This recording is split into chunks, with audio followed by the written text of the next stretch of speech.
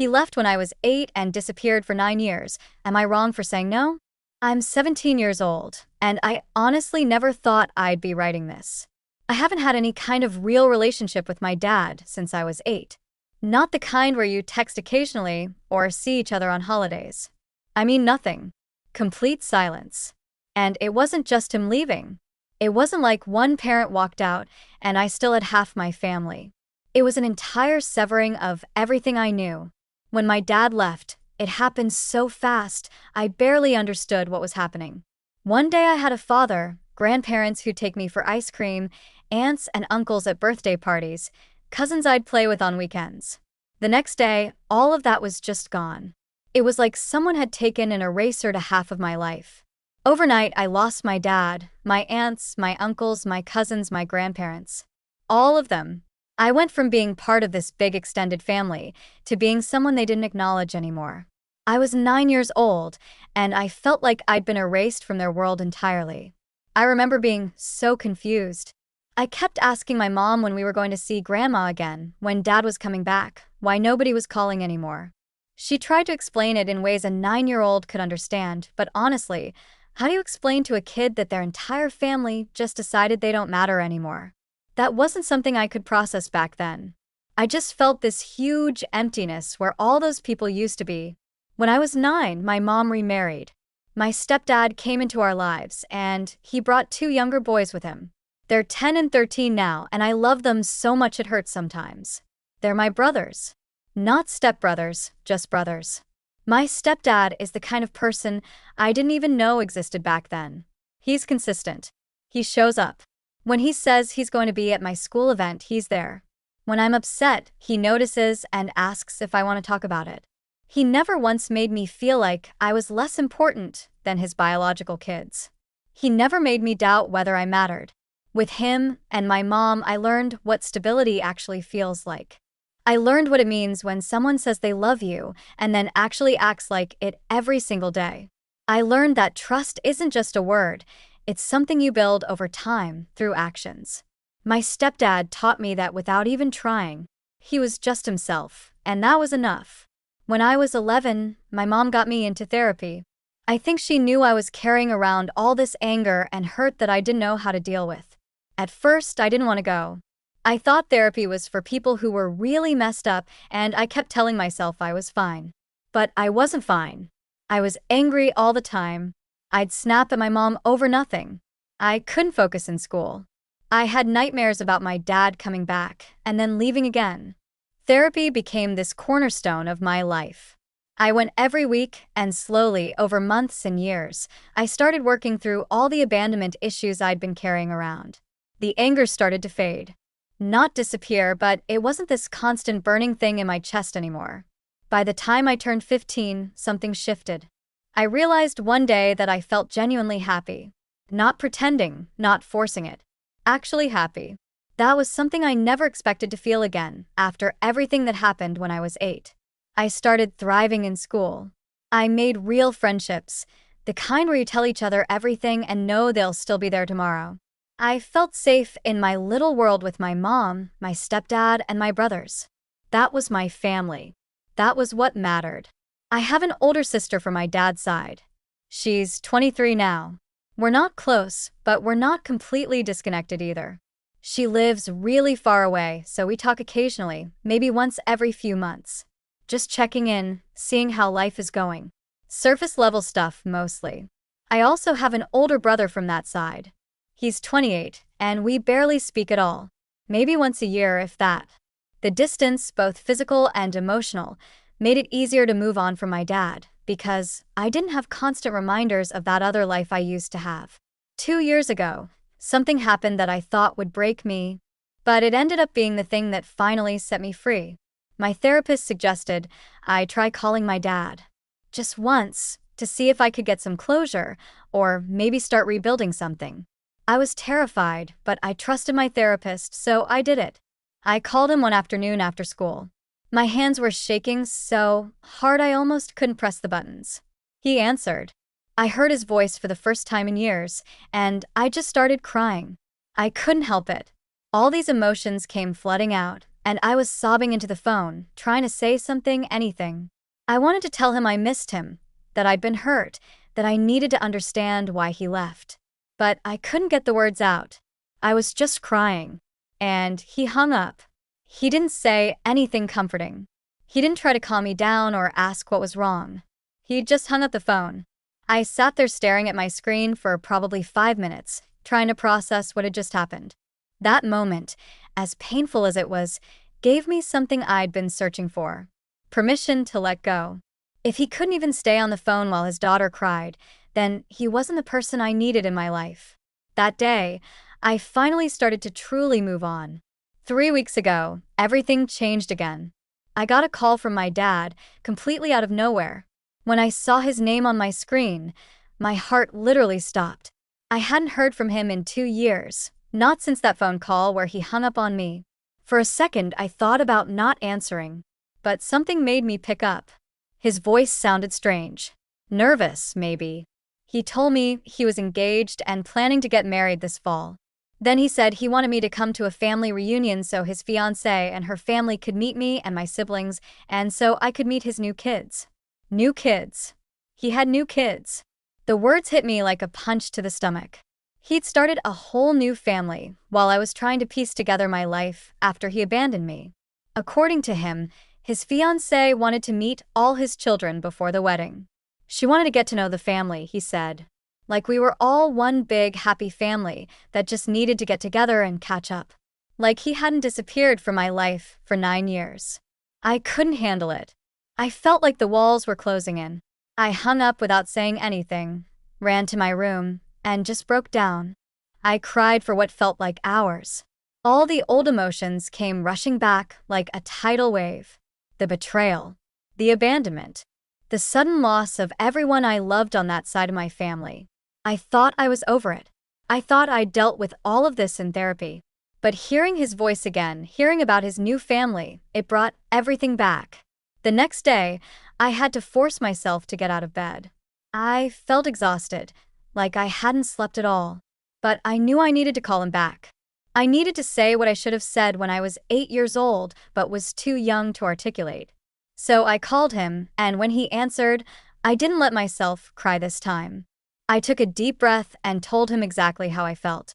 I told him I had no interest in meeting his new family.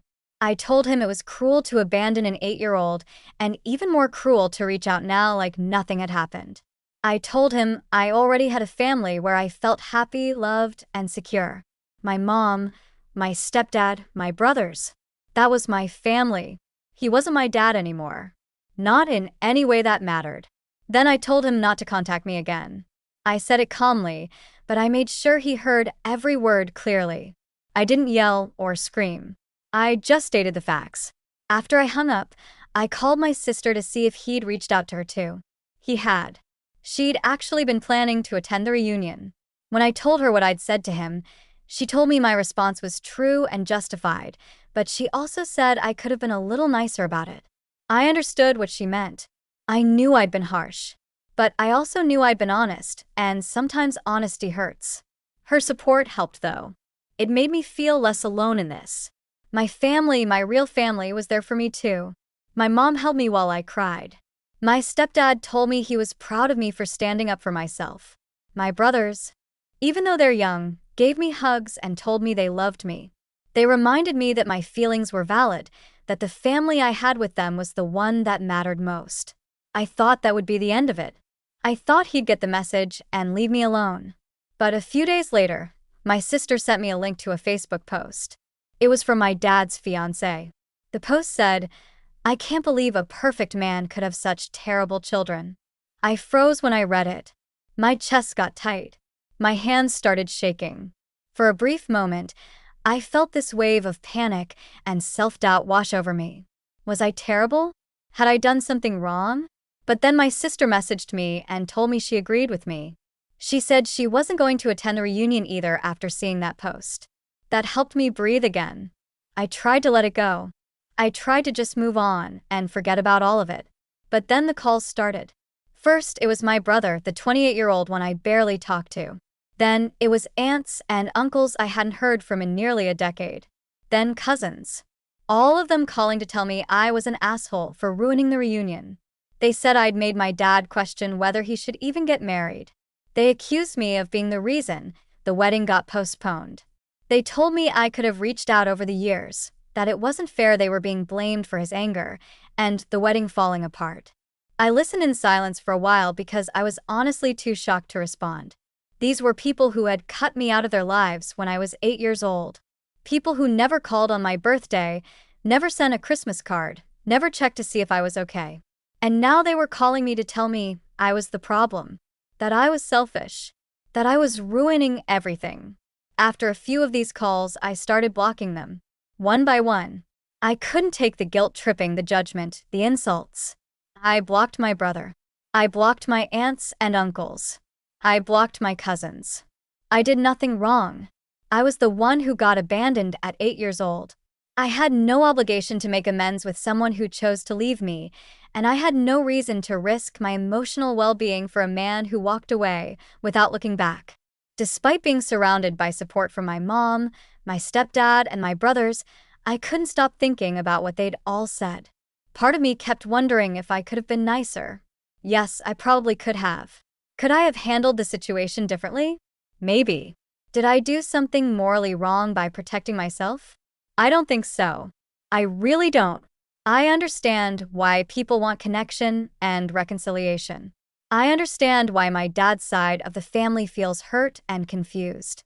But I cannot and will not be forced to forgive or interact with someone who left me when I was a child. I'm under no obligation to accept the role of a daughter to a man who abandoned me and then disappeared for 9 years. This whole thing tested me in ways I didn't expect. It made me think about self-worth, and I realized that my worth isn't tied to the approval of someone who abandoned me. It made me think about boundaries, and I learned how powerful it is to set firm boundaries with family members, even if they're blood-related. All those therapy lessons I'd learned over the years about mindfulness and emotional regulation and validating my own feelings, they all became essential in getting through this. I have a family who loves me unconditionally. My mom, my stepdad, my brothers. They've shown me what a true family looks like, and honestly, that's enough. More than enough. I'm applying to colleges right now, and I feel happier than I've ever felt. I have dreams and aspirations. I have people who support me no matter what. I've stopped wondering what it would be like to have a relationship with my dad or his extended family. I don't feel anger anymore. Not really. I just feel liberated.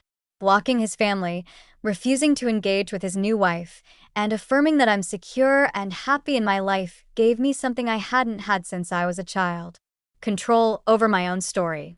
I know I was firm with him. Maybe harsh, even. But I also know that the person who abandoned me at 8 has no claim on my loyalty or affection now. He doesn't get to show up after 9 years and expect me to just fall in line because he's decided it's time to play family again. Am I the asshole? I've asked myself that question over and over. And honestly, the answer is no. I didn't have to meet my dad or his new family. I didn't have to forgive him. I didn't have to put my emotional health on the line for people who've shown me through their actions that I don't matter to them. The reunion got canceled. His wedding got postponed. And I blocked the family members who tried to shame me. And you know what? I'm at peace with all of that. Sometimes self-preservation is more important than maintaining appearances or pleasing others, even if those others are your biological relatives. I'm happy. I'm loved. I'm safe. And I think that's what matters most. I want to clarify something because I know people might wonder. My mom had nothing to do with my father's side cutting me out. That was entirely their choice. And my previous attempts to contact him, especially that phone call 2 years ago, were sincere attempts to reconcile. I genuinely wanted to rebuild something with him. He wasn't interested in repairing our relationship, and that finally allowed me to let go completely. It's been a wild few months since all of this started, and I wanted to share what's happened since because a lot has changed.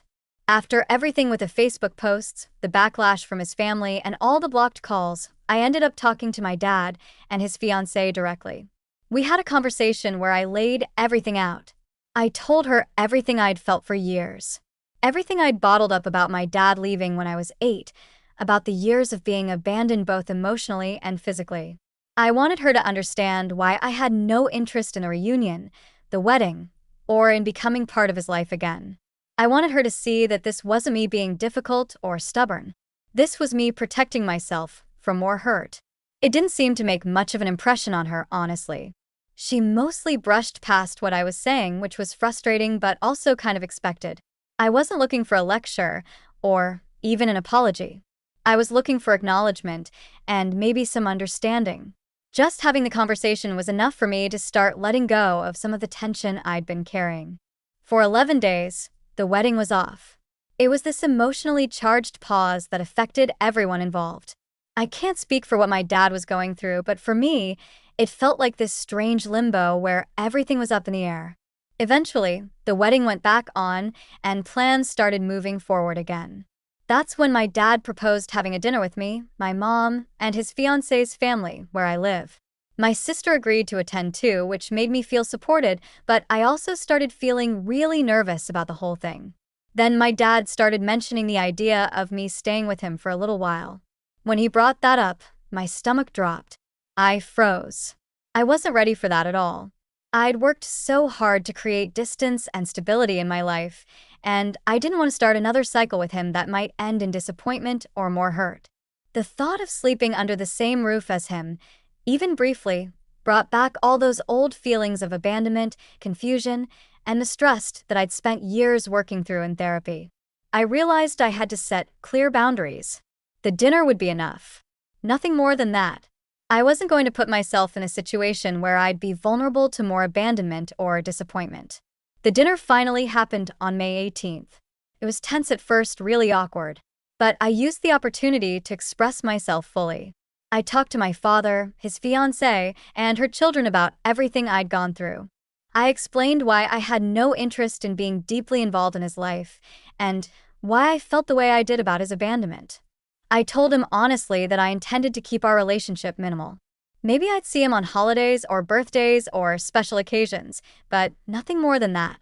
I wanted to avoid unnecessary drama and prevent future emotional injuries. I'd been hurt enough already, and I wasn't going to set myself up for more of that. He asked me several times if I would attend the wedding, and I agreed, but I made my conditions clear. I wasn't going to be an official member of his life, just someone who would show up when absolutely necessary. He seemed to understand, or at least he said he did. I felt this wave of relief wash over me when the conversation ended. This arrangement worked for me. It was a compromise, enough to close some of the unresolved feelings I'd been carrying around, but not enough to compromise my emotional safety. During the time leading up to the dinner, I had a lot of people giving me advice. Strangers online, people in my personal life, all telling me to just cut him out completely and move on. I understand that advice, and I respect why people would say that. But I realized I needed some closure.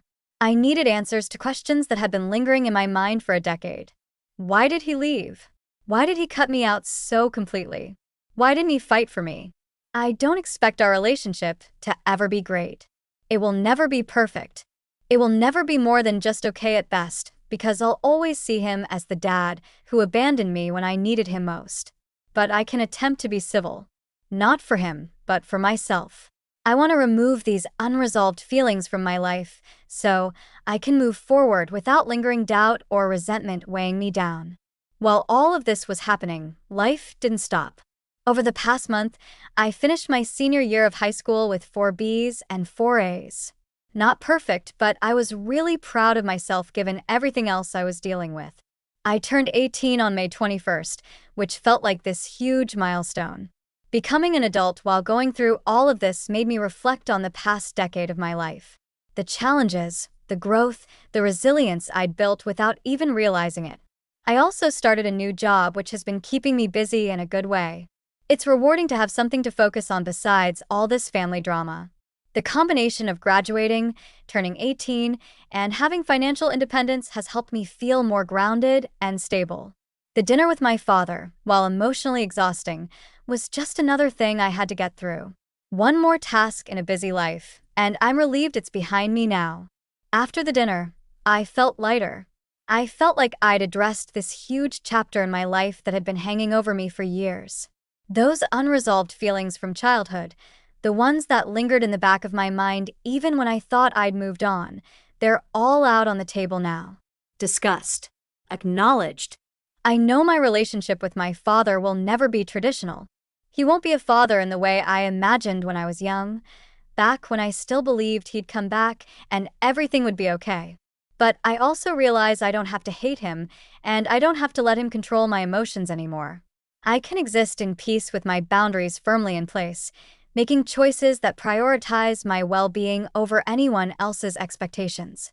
That's what being an adult means to me now.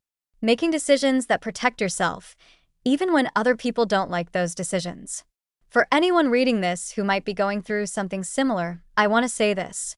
Setting boundaries with parents, even biological ones, is not wrong. It's not selfish. It's not cruel. Protecting your emotional health is necessary. It's a necessary step toward growing into your own person, becoming someone who isn't defined by what happened to them as a child. You get to decide who has access to your life and your heart. Blood relation doesn't automatically grant someone the right to hurt you repeatedly. I'm happy now. Really, genuinely happy. I have a family who shows up for me every single day. I have plans for my future. I have control over my own story. And that's everything I needed. Alright, I'm out, but the next story is already on the way.